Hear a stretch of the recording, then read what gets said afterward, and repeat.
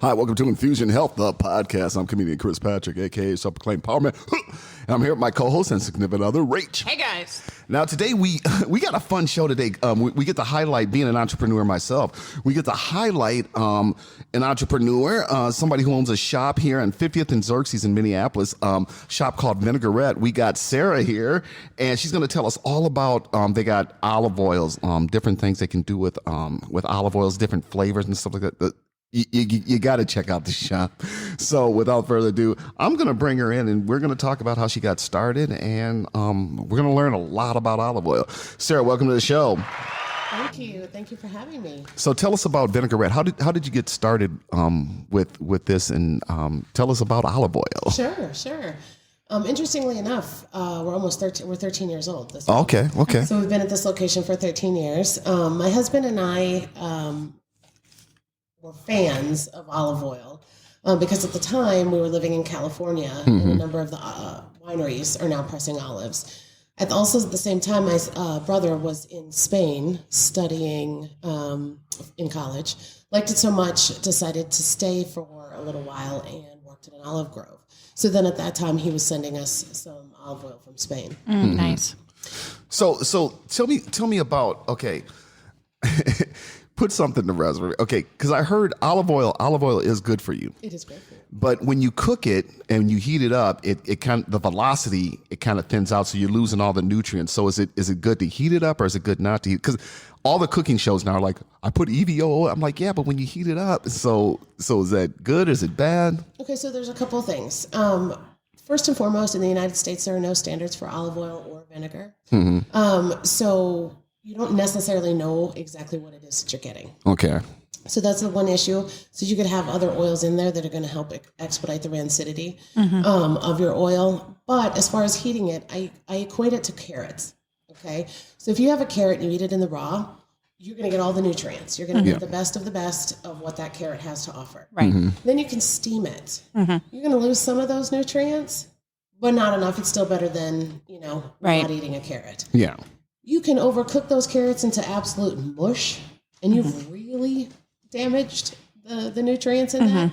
However, it's still good for you. Yeah. Okay, so olive oil has the same kind of situation. It's going to be best for you. You're going to get all the nutrients. It's in its full flavor, etc. When it's in the raw and it hasn't been heated. The biggest thing is a light saute is not going to damage the olive oil. You're just going to lose some of the nutrient factors. Now, as soon as it starts smoking, then again, you might have kind of ruined everything that it has to offer, but it's still going to be better for you than, say, canola oil. Right. So that's kind of how my take on how to make sure that you're using your olive oil to its best. So Cris left you, kind of interrupted in your story of your brother was over there. He sent you some olive oils.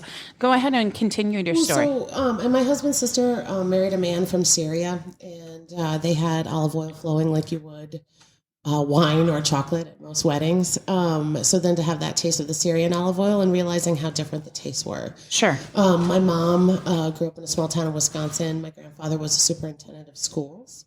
So they had an exchange program with a small school in the Greve and Chianti region of Italy. So the other piece is my mom's high school foreign exchange student from when she was in high school was part of a 6-family co-op. Okay. And so every year after harvest, we would get olive oil sent to us. So I grew up with really good olive oil. Right. Yeah, and so here we were in Minnesota. I was staying home with our son. My husband was working. It was kind of the height of the recession, and we had seen a source in concept similar to ours. However, they sourced theirs from a big food retailer. Okay. And we're like, well, we actually know people. Right. So, yeah, at the height of the recession, we're like, if we're not going to make any money, we're not going to make any money doing something that we love. And here we are 13 years later. Absolutely. Yeah. One thing I look at your store, and you have so many vinaigrettes and olive oils from everywhere. And it's so, it's very interesting to walk into the store for the first time and really see that there's so many different, and they taste so different from each other. Exactly. And that's the thing that's nice about the regional olive oils is it's just like wine. It's going to depend on the, soil, the temperatures, the climate, etc. But the piece is you get to come in and you get to taste side by side to find out what it is that you actually like. Right. And that's the thing too, because and I want you to explain to the listeners too. Okay, now I could come here and get olive oil, but I can also go to Cub and get the big thing for like $6.99. What's the difference? Well, again, because there's no standards in the United States, you can't guarantee that you're going to get what you're getting. If it's really interesting, my favorite place to actually look at olive oil is Target. Flip all of those extra virgin olive oils around. In some of them, the first ingredient is canola oil. Okay. And mixed with olive oil. But you can call it olive oil in the United States. Right. So I think knowing the source, recognizing that there's kind of a whole lot of different things out there. I mean, celebrity olive oil alone is a multi-million-dollar industry. So it is kind of a little bit trendy, but we have individual relationships with our growers that we can assure you're getting what it is that we say it is. And your olive oil is where's it grown at? It's not, you import it from California? Or? We have it all over. So All over, yeah. Italian, Italy, Greece, Spain, Morocco, Tunisia, Egypt, Lebanon. And we've had other olive oils over time. Like we had an Israeli olive oil. Unfortunately, we lost that. We had a Syrian olive oil. And again, unfortunately, we lost that. But we're always looking to establish those relationships. I got an interesting story because I do most of the cooking at the house. And one day I was making something Italian, and I gave everybody a little plate, cut up some basil, and I put the olive oil on the plate. And my son was like, "What's this?" I go, "You dip the bread in there," because they like the toasted garlic bread. I said, "You dip it in there and then you eat it." I don't like this. So then a couple of weeks later, Rachel brings home some different olive oil. I forgot what flavor it was. Next thing you know, he ate the whole bottle with bread. Well, see, and that's just it. You don't know what you don't know. And again, like for our balsamics, most people do not understand how great true balsamic vinegar is a vinegar that you can sip. Oh yeah. It shouldn't, I love it on a salad. Absolutely. Absolutely. The first time I came in here, I tried the chocolate and I'm like, that's not really my taste. And then one of your workers here said, try it in whipped cream. That changed it dramatically for me. After that, I bought it. Now I use it for a chocolate whipped cream. It's so good. Well, I think the thing is unfortunately, having a name like Vinaigrette, people just assume salads, but there's so many things that you can do, especially with vinegars, that most people don't realize. Right. Oh yeah, you can use it for a marinade with beef or chicken or. Yep, you can take our white balsamics, mix it with sparkling water. My kids call it birthday pop, but it's like an Italian soda without being so syrupy sweet. Oh, then you also have the natural probiotics that are in vinegar that aid in digestion, relieves inflammation. So yeah, it's a fun way to experiment. Well, and also too to the listeners that when you come here to Vinaigrette, you're not just getting olive oil. You got olive oil with garlic. You got olive oil with different flavors. And like she said, you can try it. My only thing is, I wish you had more bread on it. We did. We used to actually have bread for dipping when we came in because I thought it was critical because who could sip olive oil? Right. But COVID is what has pandemic. That. Yeah. So we used to pick up fresh bread daily at Great Harvest and then cut it up and use it to help people. But so hopefully someday we'll get the okay from the health department that we can do that. Yeah. Well, I think it's very interesting that you said that a lot of your olive oils and vinaigrettes are having some of the same problems that essential oils, herbs, and CBD is, which if you don't know where your source is, you might not get it the best benefit for your body. Exactly. And that's what was critical for us to actually establish the relationships with our growers. We deal with small artisanal growers. A frustration that some of our customers have loudly exclaimed is we do run out of product. Yeah. But that's the piece for us is being able to source and do for what other people are doing for us by shopping small and local. We're able to do for farmers around the world. Yep. And that's the thing too. Like I said, there's lots of different ways you can use olive oil. Like I said about heating it up. One of the things I found when I'm making like Mexican street tacos, you gotta I put a little olive oil in it, and I just do it just for the taste. And then you put the tortillas in the pan and cook them in that olive oil. Then put this. Oh man, it's It makes all the difference. It really does make all the difference in the world, and especially with the fused ones, the fused olive oils that we have. So when they press the olives, they press the different ingredients with the olives, which is how you get that intense flavor and aroma. So like for a street taco, like a garlic, a lime olive oil, or an oregano olive oil, then you're going to hit all those key flavors that you find in Mexican food. Oh, and also too, when you get home and you can chop up a little basil to it, add a little bit of fresh oregano or mint or whatever, and throw that on a salad, or mix it with like a vinaigrette or Italian dressing. You know, it goes really good. Well, and I think the other piece that people don't realize, like we do all of our French toast in vanilla olive oil. So, and that just again adds a whole level and layer. It makes it better for frying than again either canola oil or butter or however you normally do your. And then it doesn't stop there. I mean, I joke we do Eggo waffles. Okay. I have 3 kids. It's easy. You can get them for like $1 a box at the so I put them in the toaster oven and then drizzle the 18-year age balsamic over the top of it. And again, who would have thought? But it does. It takes it to a whole new level. And you would never think you would be using vinegar on breakfast food. Yeah. And You know, also- it's the way you make French toast is way different than before you met me, which I think it's just a story in cinnamon itself. bread. He used to only have Texas toast. He's like, that's the only way to make it. And I said, try it with cinnamon toast. Now he buys the cinnamon toast from the farmer's market, and now he can get some vanilla olive oil here, and that would be really good.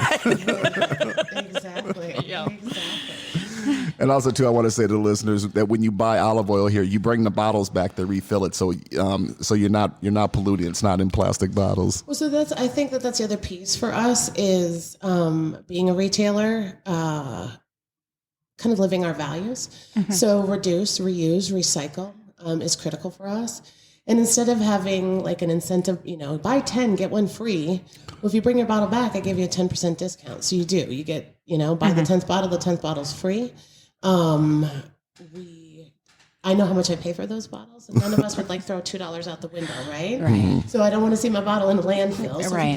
if you bring us the bottle, we're going to give you a new bottle, but you get that 10% discount. So what's it like being an entrepreneur? Do you get like special things from the government now since COVID or stuff like that? Did you get something to help to keep the business going? Well, interestingly enough, no. I was denied the first round of PPP, which was tough.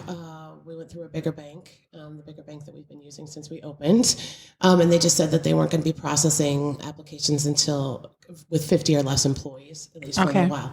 Well, then the first round of PPP ran out. In some ways, I'm kind of thankful for that because it ended up, I was on National Public Radio. Okay. And at a 3-minute segment that propelled us, which actually carried us substantially. And I will never, ever, ever be able to thank those people that supported us or any of our customers that have supported us during COVID. I did, through the state of Minnesota, I did get a $10,000 grant. Okay. But again, what people don't realize, again, small business owners, is I was $30,000 in back rent. Sure.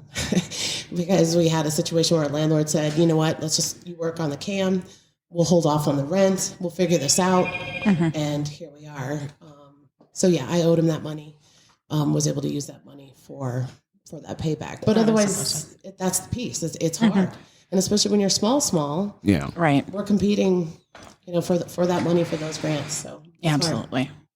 And that's the thing too with like I said before, as far as going, why should I drive all the way to 50 Minneapolis to get olive oil when I can go to Cub? It's like, well, you're getting a much, much better olive oil, and not just that, but you're getting different flavors and different stuff in your olive oil that makes it better. Well, and I think you get to try before you buy. Yeah. But the other piece I want people to realize, we deliver.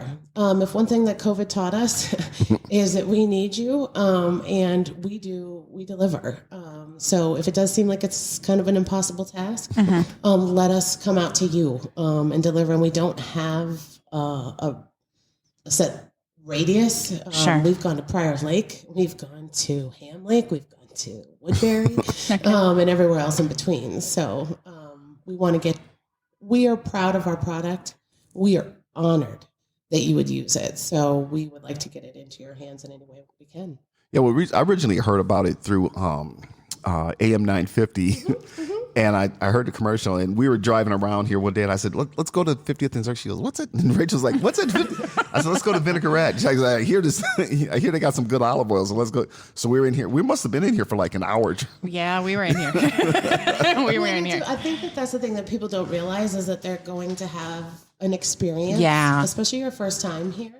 I feel really fortunate that we have the staff that we do and the commitment that we do from our staff to create a fun place to come and try a few things. Or if you don't want to, you're allowed to just kind of be and taste on your own in your own way. But we have a lot of fun combinations that we like you to try. We give you a lot of ideas. And for anybody else, our phone number's on our bottle. Yeah. So that's the other piece I tell people. If you're looking at your cabinet, and you're like, I know they told me 100 ways to use this and I don't remember. Give us a call, because depending on who's going to answer the phone, it's going to have a whole nother slew of options for you. Sure. And I think it's important for those introverts just to ask the questions. You know, you're having relatives, coming out, and you want to serve them something special. It sounds like your staff is extremely experienced in enough dishes to know how to use these bottles and have them go taste them and say, yeah, I want this oil over that one for them. Well, we can, on the other piece that we have the fortunate ability to do is that we can mix an oil and a vinegar in a bottle for you. So we can make a salad dressing that literally all you have to do is throw the ingredients together, shake that bottle up, and we've got you covered. We also have you covered if you do, like, let's say a lemon olive oil and a blueberry balsamic, you can use that over ice cream. Shake that up over ice cream and it's phenomenal. And there's just a million ways that you can actually use oil and vinegar that people just don't realize. Yeah, you can also, like I said, use it for a marinade, and it's not just for like sometimes if it's a flavored olive oil, I pour it like over bread and use it for like a garlic bread. Absolutely. Chop up some garlic on top. Our kids love garlic bread. Or their meats or chickens, beef. Yeah, totally. We have an ongoing battle in our household. So I love the Spanish olive oil. Richard's a California olive oil. I love the garlic. He likes the Italian herb.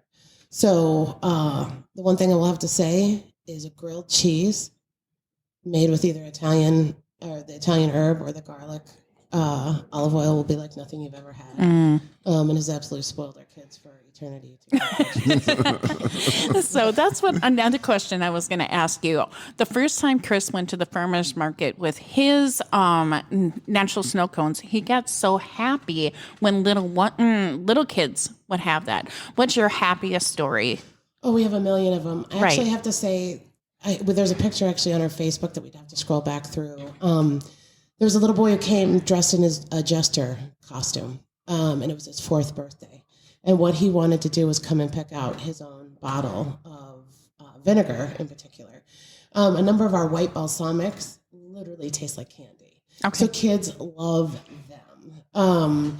And so, to see him come in his little jester costume to pick out his very own bottle of birthday balsamic was incredible. But we have a lot of kids that come in and their parents encourage them to try it, and they try it and they're like, I want to try this one. What about this one? What about this one? So it's a fun thing because you don't know what you don't know until you know. So. And also too, don't you, if somebody like wants it, I think you just said that if somebody wants an olive oil like with garlic and basil, you can mix that for them. Right. So yes, we have a garlic olive oil. And then we have a basil olive oil. If you love the garlic and the basil taste together, we'll mix it for you together in the bottle.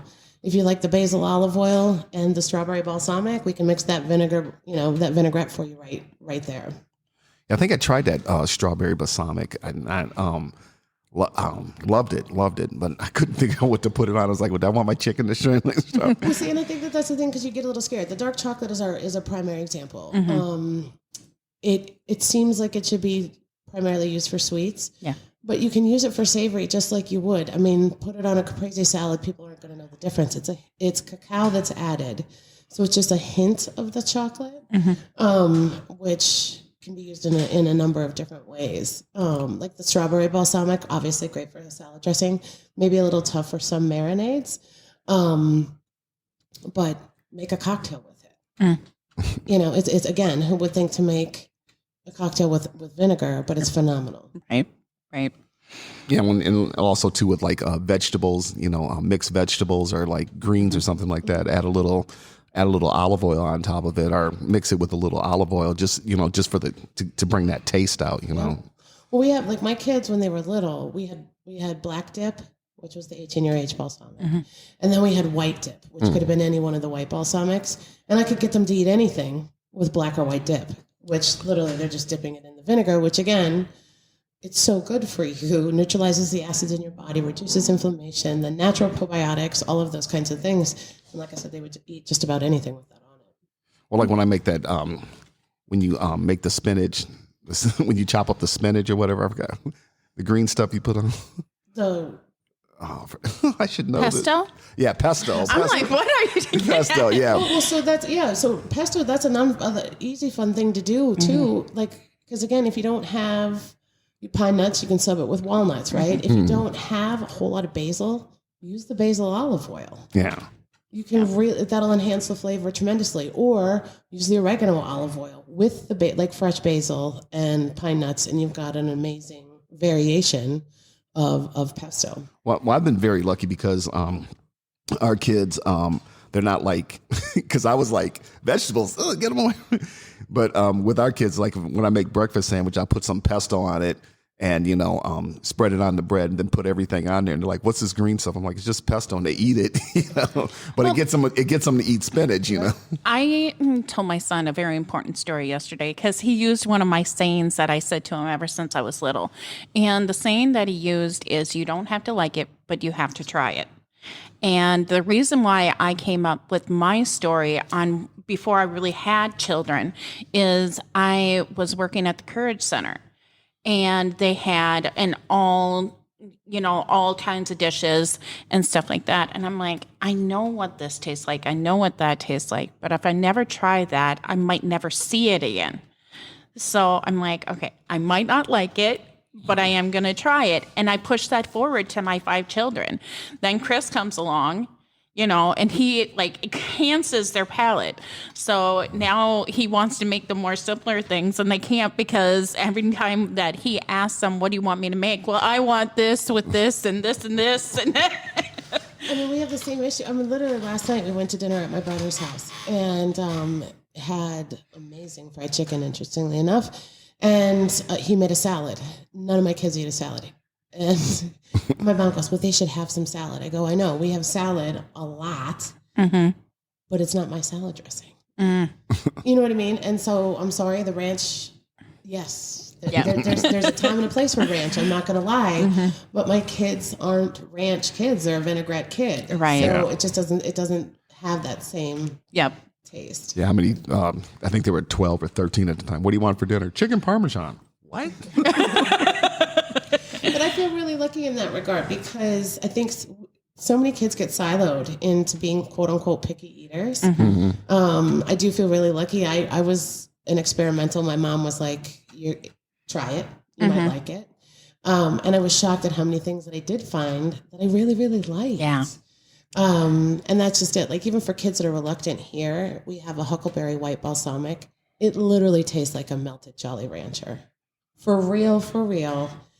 And then they're like, I can do this. Well, yeah, and you can give it to your kid without the guilt of giving them an actual Jolly Rancher. Yeah. Yep. Now I'm going to test you. Cris is going into the strudel business, homemade, straight from scratch. Now, what would you add to? They're all fruit. What would your best olive or vinaigrette be? Well, the olive oils. Here's the thing: if we're going to go plain olive oil, I will always go Spanish. It's my favorite. I think you're just going to taste the olive oil, and it's going to enhance that. You're never going to go wrong with garlic, but not everybody is like a huge garlic fan. Yeah. I think you could have some surprisingly fun, like things with like lemon, and a strudel. Lemon juice. And then as far as the vinegars, I would really just say let your taste buds guide you, because there's just so many options. I think the white balsamics are nice because it doesn't stain your food. They're aged 20 years, so they're a little bit thicker and syrupier. So you can get away with using a little bit less, I think. So that would be my. So when you said they aged 20 years, they like keep the olives and. Not olives, the vinegar. Okay. So the olives, depending on the region, are harvested once a year, usually in October, November, and December. Then pressed in December, January, and February, and that's it. You get that pressing, you get one harvest, you get that pressing, and you have to wait till the next year to get the new ones. So that's the other piece that's kind of nice is it's fun to come in, say January and February as we start to get the new harvest and compare them to what last year's tasted like and those kinds of things. Now, as far as the vinegars are concerned, so all the balsamics are grapes. So they're the Trebbiano and Lambrusco grapes. For the white balsamics, it's a white Trebbiano grape. They macerate those, open air ferment them, and once it gets to the right moldy pH, they scrape that off. But then they take that liquid and then they put them in oak and juniper barrels, where then that's where they're aged 18 years. So our number one seller is our 18-year aged balsamic, and that's 18 years old. The other ones, the fruit balsamics, are aged 12 years and then mixed with a true fruit balsamic. And then our white balsamics are aged 20 years. Okay, so when they're sitting in the barrel, do they like move the barrel, turn the barrel like wine or anything? Yes, they do. It's just exactly kind of the wine process, but extended because the grapes have a higher sugar content, and then also it's the natural bacteria in the different regions that cause that fermentation process, and then that's what adds kind of to the depth and beauty of the vinegar. Yeah, because I see it a lot like syrup. Like when you buy the syrups like at I'm talking like breakfast syrup when you buy it at like Cub or whatever, it's like one thing. But when you're like driving, you see like this small store or something like that, and you find the real maple syrup, and you have it on like pancakes, waffles, or French toast or something. You're just like I can't eat this stuff. Exactly. I mean, and I think that is true. That is true. I was lucky because the balsamic that we have, I grew up on. My mom received it every year after harvest, and so I kept a bottle of vinegar in my purse. Who would ever thought? But you get to a point where you're like, And I think with the way that the world is and the chemicals that we're putting in our food and all of those kinds of things, there's small steps that you can take to enhance your health. And this is an easy one. Okay, well, this has been a fun conversation. And love talking about cooking, love talking about olive oil. And if you guys have a website, you're also on a Facebook page. And can you tell us? And if you got any questions on some good olive oil, where to get, definitely give them a call, and they will steer you the right way. And what's your website? Or the website is www.vinaigrette. I'm going to spell that though because note to self: don't name your business something that's really difficult to spell. It doesn't make sense. But it's VINAIGRETTE.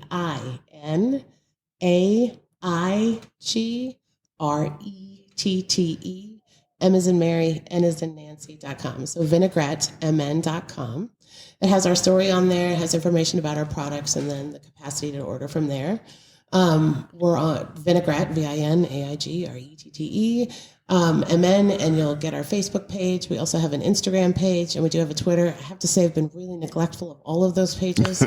And they do social deliver. media is hard to get. I mean, even for myself, pushing Infusion Health and stuff like that, there's so many avenues now for social media. Well, I think the other I have to be honest, the piece for me is I'm a raging extrovert who loves to touch. So COVID came, and it like chopped me off at my knees. Yeah. And so to have like a social outreach where it really wasn't getting the social return was a little difficult. But I'm getting back into it. We have a bunch of recipes on our social media page. We have a bunch of recipes on our website. And then like I said, our numbers on all of our bottles. So feel free to give us a call. Yeah, and if you and like I said, if you bring a bottle in, and I think if what is it? If you buy 3, you get one for half off or something like that. Well, not necessarily, but no. So like what it is if you bring us a bottle, and you can bring me a bottle from home. If you bring me your cup bottle of olive oil, I'm going to give you a 10% discount for coming into my store. If you bring a bottle from somebody else or someplace else, I'm going to still give you the 10% discount. So it is a buy 10 get one free, but we like to extend that discount whenever we possibly can. Okay. And for people that want to deliver, it's like the milk ban. You put your bottles out, I come, I give you the new bottles, I take your old bottles, and technically we don't even have to see each other. And I definitely highly recommend everybody to come down here and just and try out some of these olive oils, because they are really good. Well, I appreciate hearing that. And I think the other piece is like with our staff, Logan's been with us since we've opened, and now his daughter works for us. So we really are a family-run, family-owned and operated business, because otherwise it's me or my husband in the store. And once again, make sure you support local businesses. And this is definitely one you definitely should come down and try out and definitely support. And like she said, Rach will have links and all that in the show notes. Yes, but it's definitely worth driving down here to Minneapolis and checking out. And if you're from out of town and you come to Minneapolis, definitely 50th and Xerxes, and come down here and check out some of this olive oil. And I will say, if you're listening to this podcast, please let us know, and we'll extend a 15% discount to you. Beautiful. Yeah. Thank you so much. Thank you. And thank you. And again, thanks for doing the show. It took us a while to connect, but we connected. Well, I appreciate it. Thank you so much. Thank you. Have a great one. All right, and I'll let Rach close us out. All right, you guys. History is born on lines of hate. On here, we're trying to build lines of love. Remember, when you are trying out new things, always go with the intent that you might not like it, but you should try it. Have a great one, everyone. Take it easy.